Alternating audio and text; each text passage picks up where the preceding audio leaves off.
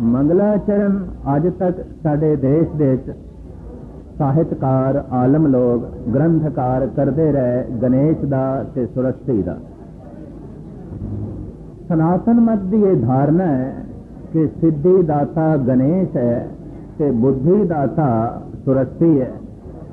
कवि लोग ਸਾਹਿਤਕਾਰ लोग ते संगीत दे सम्राट पूजा करते हैं सरस्वती की, ते जिन्होंने सिद्धि चाहिए, धन संपदा चाहिए, कोई कारज सिद्ध करना है, वो पूजा प्रथम करते हैं गणेश की।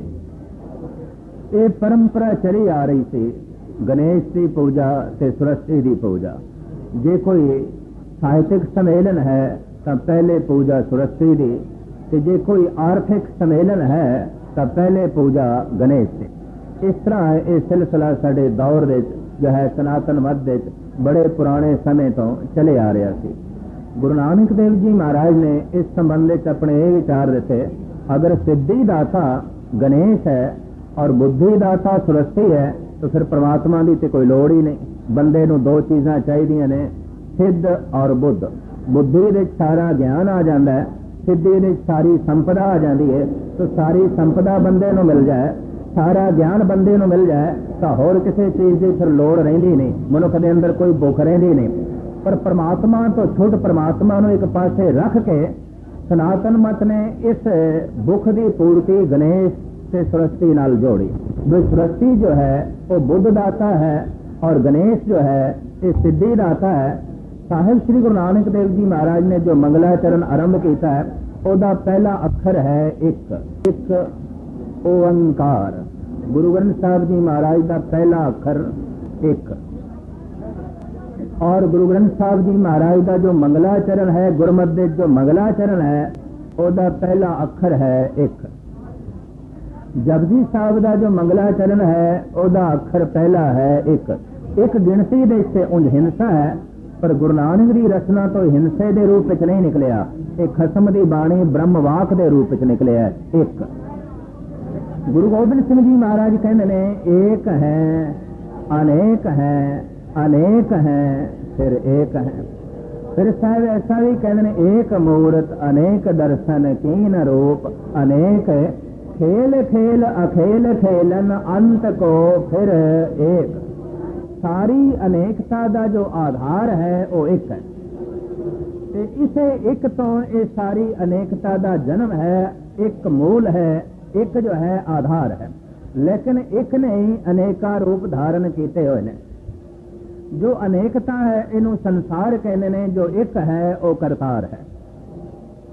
जिथे तक आत्मा का गल है, विचार चलेगी आत्मा की, वो तो एक है साडे शरीर दे। और जिथे तक शरीरक संबंध की गल आएगी तो रूप बड़े ने। हुण एक बंदे दे सिर्फ कोई एक ही रूप के उत्ते उसकी होंद नहीं खड़ी, अनेका रूप ने। एक बंदा जे किसी का प्यो है तो फिर किसी का पुत्र भी है, जे किसी का पुत्र है किसी का पति भी है, किसी का भरा भी है, किसी का पड़ोसी भी है, किसी का दोस्त भी है। बंदा एक है तो रूप उसके इतने ने। मनोविज्ञानी कहते हैं जब बंदा पुत्रां दे सामने पिता के रूप में जाता है तो चेहरे के हाव भाव ते मानसिक मंडल कुछ होर होंदा है। वही मनुख जब प्यो के सामने पुत्र के रूप में जाता है तो चेहरे के हाव भाव ते मन के भाव कुछ होर ही आते हैं। वही मनुख जब पत्नी के सामने पति के रूप में जाता है तो चेहरे का रूप ते मानसिक मंडल मनुख का कुछ होर हो जाता है। वही मनुख जब मित्र के सामने मित्र के रूप में खड़ा होता है, पड़ोसी के सामने पड़ोसी के रूप में खड़ा होता है, तो चेहरे के हाव भाव ते मानसिक संस्कार कुछ होर होंदे ने। वही बंदा जब गुरु के सामने सिख के रूप में खड़ा होता है तो चेहरे के हाव भाव ते मन दीयां तरंगां कुछ होर होंदियां ने। हुण बंदा एक है ते रूप इसदे इतने ने। एक किसी का सिख भी है, किसी का पुत्र भी है, किसी का भरा भी है, किसी का पिता भी है, किसी का पति भी है, किसी का पड़ोसी भी है, किसी का दोस्त भी है। जितने रूप पुरुष दे ने उतने ही ये रूप नारी दे ने। जे नारी किसी की मां है तो किसी की भैन है, किसी की धी है, किसी की पत्नी है, किसी की सहेली है, तो किसी की सिखणी है।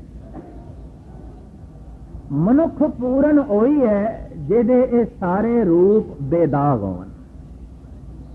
ये सारे रूप। मैं हैरान हाँ जिन्हां दे हथ सता आउंदी है, कई दफा देखीदा है, समुचा देश ते ओदी सारी ताकत किसी दे हथ समेट दईदी है, ते कम से कम ओदे सारे रूप ते देखने चाहिए ने। किधरे ऐसा तो नहीं ओदे सारे रूप दागी ने। जो मेरे पढ़न दे आया, चंगी पुत्री नहीं साबित हो सकी, पिता पिटदा ही रहा, आले दुआले दे बुजुर्ग मुखालफत करते रहे पिता का दिल तोड़ के, और चंगे चंगे बुजुर्गों की विचारां ते लत मार के उन्हें कदम चुकया, चंगी पुत्री नहीं साबित हुई। अगां चलिए फिर चंगी पत्नी भी नहीं साबित हुई। पति हस्पताल दे बीमार पिया रहा, तलाक हुई, पुछण तक नहीं गई, चंगी पत्नी नहीं साबित हुई। अगां चलिए जो कुछ मां ते पुत दा झगड़ा मनजर आम ते आंदा रहा, उत्थों एक गल स्पष्ट हो गई, चंगी मां भी नहीं साबित हुई। फिर होर मैं अगे चला ते जो मैं देखा, चंगी सस भी नहीं जो है साबित हुई। रात नूं 12 वजे नूं घरों कढ़ छड़िया। ते फिर चंगी दादी भी नहीं साबित हुई, पोतरा रोंदा ही रह गया, पिटदा ही रह गया। जो चंगी धी नहीं साबित हुई, जो चंगी पत्नी नहीं साबित हुई, जो चंगी मां नहीं साबित हुई, जो चंगी सस नहीं साबित हुई, जो चंगी दादी नहीं साबित हुई, क्षमा करनी वो चंगी राजपाट की करंदा किस तरह साबित होगी।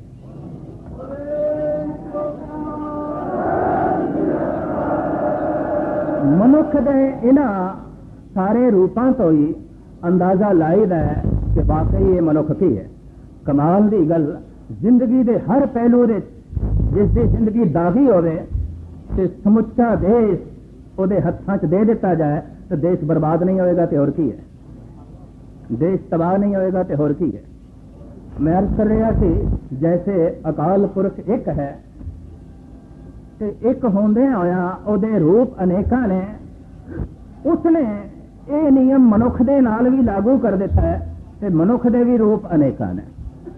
जे पुरुष किसी का प्यो है, किसी का पुत्र है, किसी का पति है, किसी का पड़ोसी है, किसी का मित्र है, इसी तरीके नाल ये सारे रूप नारी दे ने।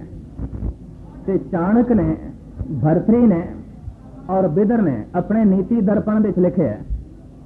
इन्हां 3 महापुरुषों ने राज है बिदर नीति दर्पण, ते तीसरा राजयोगी भरतरी दा जिहदा नाम है नीति शतक। ये तिने ग्रंथ राजनीति देते हैं, ते तिने महापुरुष इस गल ते जोर देंदे ने कि राज सिंघासन ते जद किसी नूं बिठाओ तो वेख लेना उसकी समाजिक जिंदगी की है। अगर वो समाजिक जिंदगी दे कामयाब नहीं, समाजिक जिंदगी उसकी सारी दागी है, तो सियासी जिंदगी उसकी पवित्र नहीं हो सकती, उसकी पावन नहीं हो सकती, बेदाग नहीं हो सकती। तो इंज लगता है सदियां की जिहड़ी इस देश की गुलामी है ना, उन्होंने हुण बंदा चुनन की जाच भी नहीं आती। हालांकि चोण के उत्ते साडे सतगुरां ने तो बड़ा जोर दिता। उन्होंने श्री चंद नूं एक पासे कर दिता, लक्ष्मी दास नूं एक पासे किया, चुनिया तो लैना चुने। और फिर कमाल की थी गुरु रामदास जी ने, परंपरा तो यह है कि वड्डा ही पुत्र चुनिया जाता, ठुकरा के एक पासे किया, सब तो छोटे नूं चुनिया।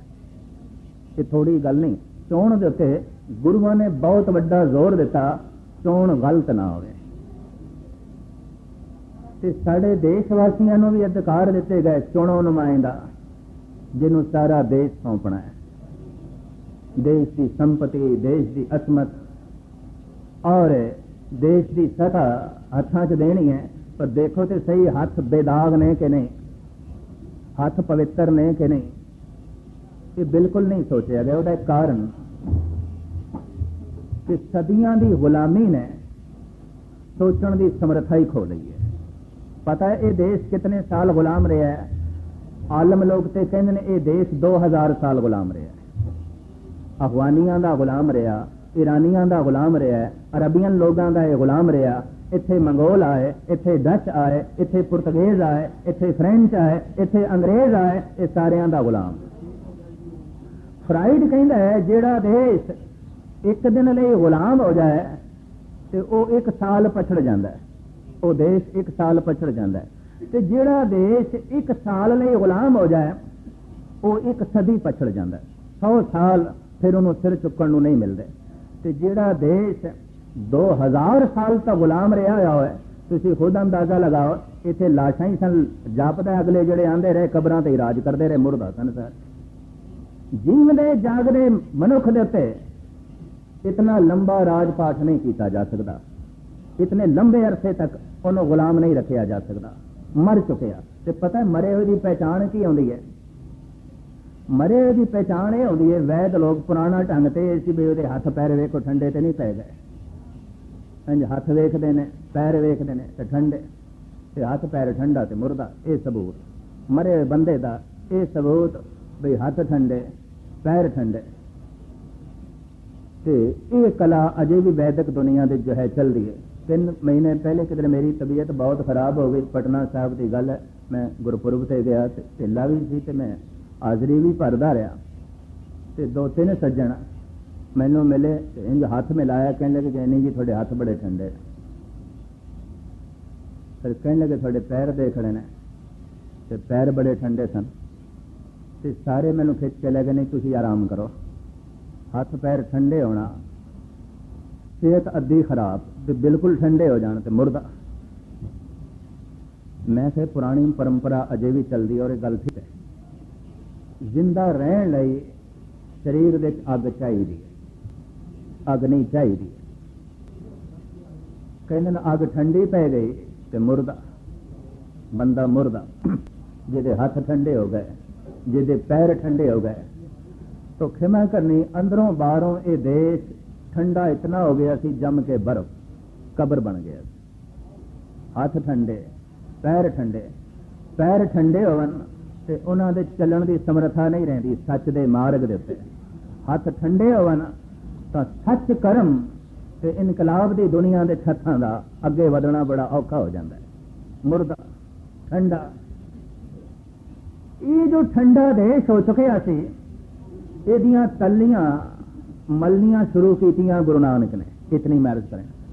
वैद पता की करते हैं, जब कोई हाथ पैर ठंडे हो गए कहते तलियां मलो, गरमाश आ जाए, खून का दौरा चल पे, अंदर गर्मी का वासा हो जाए, ये अंदर जिंदगी की रोह पैदा हो जाए। गुरु नानक देव जी महाराज ने तलियां मलनियां शुरू कीतियां, कुछ खून दे चरवानी आई, कोई थोड़ा जिहा साह चलन लग्या तो बहुत बड़ा इंजेक्शन ला दिता। गुरु गोबिंद सिंह जी महाराज ने भारत की इस मुर्दा कौम नूं जिंदा किया, तो उस जिंदा कौम का नां रखिया खालसा। ते फिर एक ये भी नारा दिता बई मंग करो कि राज सत्ता हुण खालसे कोल होवे, खालस पवित्र कोल शुद्ध।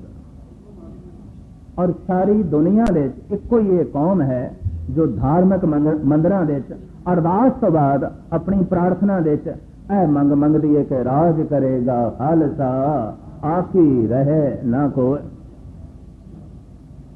कोई दुखी ना होवे। राज प्रबंध उस खालिस पवित्र बंदे को होवे जिहदे नाल किसे दा हक ना मारिया जाए, कोई रोवे ना, कोई आखी ना होवे, कोई बेजार ना होवे। ते क्षमा करने इस 35-36 साल तो लगातार देखते आ रहे हैं, इस कौम का हर पहलू दे हक मारिया जा रहा है। इलाका खोलो, पानी खोलो, बिजली खोलो, इन्हां दी बोली खोलो, सभ्यता खोलो, रूप खोलो, संस्कृति खोलो, धर्म खोलो, हर पासे डाका। अशुद्धि ते अपवित्र हत्थां दी ये बहुत वड्डी निशानी है। इस वास्ते साडी मंग है कि सता जिहड़ी है ये उन्हां हत्थां च होवे जिहड़े हथ खालिस ने, पवित्र ने, शुद्ध ने, ताकि किसी का हक ना मारिया जाए।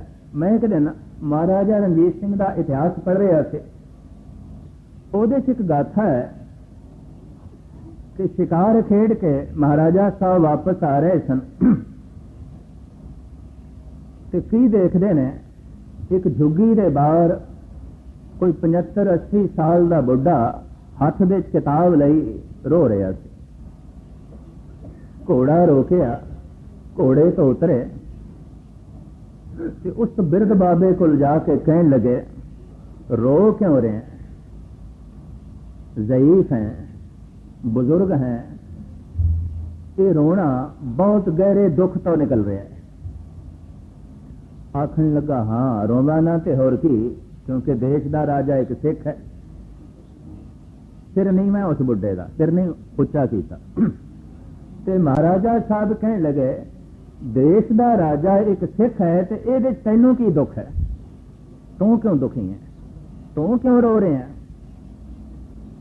कहने लगा, 20 साल लगातार मेहनत करके मैं सुनहरी अक्षरां विच तर्जमा करके कुरान शरीफ लिखी है। 20 साल की मेरी मेहनत। कोई मुस्लिम बादशाह आंदा इनू तोशेखाने च रखिया जाता, कोई मुस्लिम बादशाह आंदा इनू पढ़दा और इनू प्रजा भी पढ़दी, और आम दुनिया तक मेरी ये कुरान शरीफ पहुंचाई जाती है। पर बदकिस्मती देश का राजा एक सिख है। सोने की मोहरां की थैली उस शायर उस आलम के अगों रखी ते आख्या, बाबा ये कुरान शरीफ मैनू दे, मैं तोशेखाने च रखांगा, सारे देशवासियों तक ये दीदार करावांगा ते मैं तेनू होर भी माला माल करना है, तू मेरे राज दरबार आवी। ऐ थैली मेरी भेटा के रूप दे, नजराने के रूप दे परवान कर। खड़ा हो गया बुढ़ा, कहने लगे, हैं मैं ते फिजूल रो रहा सी, माफी मंगी, अपने शब्द वापस लै। तो इत्थों गल स्पष्ट हो गई, आकी रहे ना कोई। महाराजा रणजीत सिंह ने इस ढंग नाल राजपाट चलाया, कोई आकी ना होया, बेजार ना होया, कोई दुखी ना होया। ते क्षमा करनी, इन्हां 35-37 सालों में राज प्रबंध इस ढंग नाल जो है चले है, किधरे असामी पे रोंदे ने, किधरे आंध्र प्रदेश के रोंदे पे ने, किधरे कश्मीरी पे रोंदे ने, किधरे मुस्लिम पे रोंदे ने, और हुण ज़ारो ज़ार रुला के रख दिता पंजाब नूं ते पंजाब दे जो है सिखां नूं। तो खैर इस तरह की मंग ये साडी है। तो मैं अर्ज करा, जैसे परमात्मा एक है, उन्हें अपनी मखलूक के भी अनेकां रूप जो है बनाए हुए हैं, ते परमात्मा के अनेकां रूप बेदाग ने। मनुख भी वही है जिहदे अनेकां रूप बेदाग होवन। गुरु ग्रंथ साहब जी महाराज की बाणी एक तो शुरू होती है। गुरु ग्रंथ साहब जी महाराज का पहला अक्षर एक है, और गुरु गोबिंद सिंह जी महाराज का फरमान है कि हे प्रभु तू एक है, अनेक है, अनेक है, फिर एक है। एक मूरत अनेक दर्शन कीन रूप अनेक, खेल खेल अखेल खेलन अंत को फिर एक। तो ये मंगलाचरण है शब्द उत्ते एक ओंकार। ओंकार शब्द 3 शब्दों का जोड़ है, अकार उकार मकार, उत्पत्ति करने वाला, पालना करने वाला, नाश करने वाला। एक ओंकार, एक तो उत्पत्ति हो रही है, पालना हो रही है, नाश हो रहा है। वो जोड़ा एक ओंकार है वो सत्य है, सदैवी है, कायम दायम है, हमेशा। एक ओंकार सत गुरु प्रसाद। वो जो एक है उससे उत्पत्ति हो रही है, पालना हो रही है, नाश हो रहा है, वो ओंकार है। वो जोड़ा ओंकार है वो सत्य है, और वो जोड़ा सत्य है वो गुरु है। एकाग्रता प्रदान करनी, वो गुरु है, चानना देने वाला है, प्रकाश देने वाला है। और वो जोड़ा गुरु है वो प्रसाद है, दयालु है, बख्शिंद है, कृपालु है। तो ये है मंगलाचरण। और अगे आप वाक श्रवण करो, एक दफा प्यार ना लाखो सतनाम। हाँ जी।